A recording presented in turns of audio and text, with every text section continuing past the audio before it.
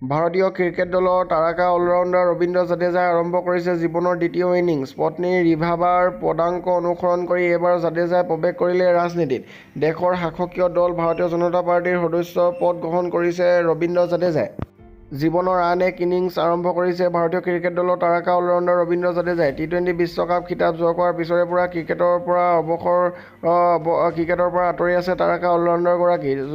চলিত দিলীপ ট্ৰফী প্ৰতিযোগিতাৰ পৰা বিৰতি লৈছে অভিজ্ঞতা ক্ৰিকেটাৰগৰাকীয়ে। খেলপথাৰৰ পৰা আঁতৰি সাম্প্ৰতিক তেওঁ পৰিয়ালৰ সৈতে সদায় সময় কটাইছে।